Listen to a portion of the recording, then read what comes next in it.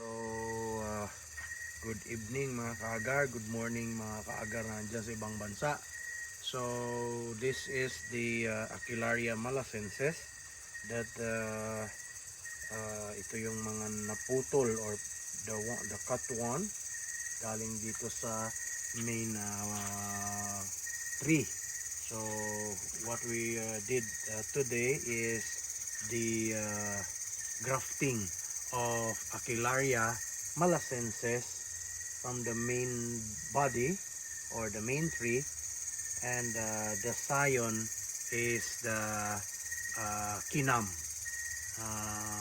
species that is famous in China, and it's also in the line species of sinensis and malacenses. So kung makikita nyo dito mga kaagar, meron akong ginawang grafted ko sa taas, pero ni-budding ko dito sa ilalim. So anong ibig sabihin ng budding? So yung budding, yung isang part ng tree kinat galing doon sa scion, then pinasok doon sa main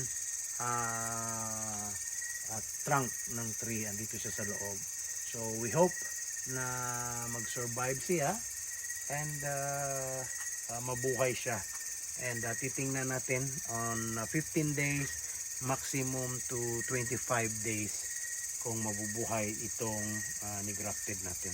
So itong mga sobra na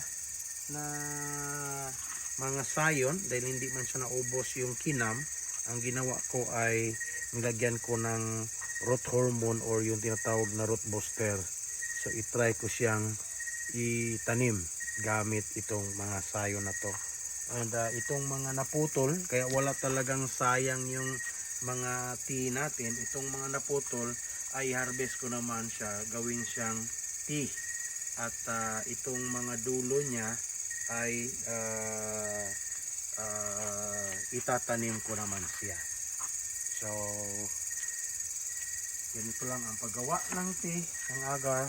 And this is the agar wood tea na gawa dito sa Mount Matutum Highlands Agricultural or Mount Matutum Highlands Agarwood Plantation. Try tayo ng tea.